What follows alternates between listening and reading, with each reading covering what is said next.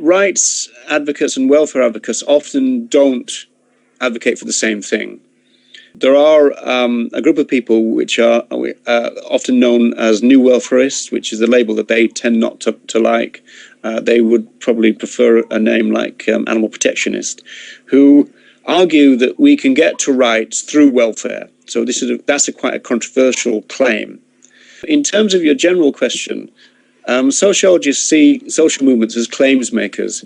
The rights-based claims are different from the welfare-based claims. For example, the rights advocate would suggest to the public that non-human animals are rights bearers, the rights holders, and that what we do to them routinely in laboratories, in farms, in terms of our use, even down to the notion of having them as pets, amounts to rights violations.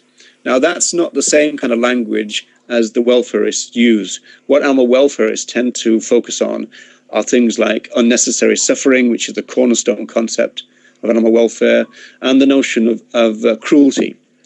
And so what welfare advocates would say is that the rights advocates are making the job harder for themselves because they're trying to get people to understand a concept which is rather alien to them, whereas everybody understands things like cruelty. Don't be cruel to animals. In fact, we as children are socialized not to be cruel to animals, but we're socialized in a particular and a peculiar way.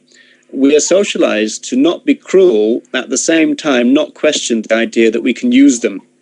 So the idea of and the promise of animal welfare is that they can provide non-cruel use.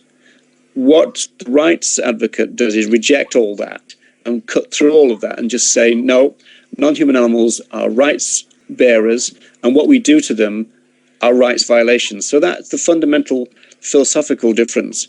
Where you get to the tactical difference, some welfarists don't want to abolish animal use, they want to reform it. So, for example, they might concentrate on factory farming, and they might be in favor of extensive farming, like free range, for example, genuine free range systems, they might be in favor of that.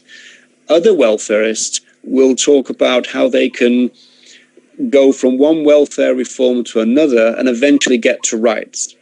And many animal rights advocates have problems seeing that as a strategy that will work, and they would rather, if you like, be honest with people right from the start and say, no, we're against animal use, full stop. We believe that non-humans are rights bearers, and we suggest that what we do to them when we use them are rights violations. And the idea is that we're trying to get people to see the problem in those terms rather than welfare terms. So that's the kind of fundamental difference, both philosophically and tactically.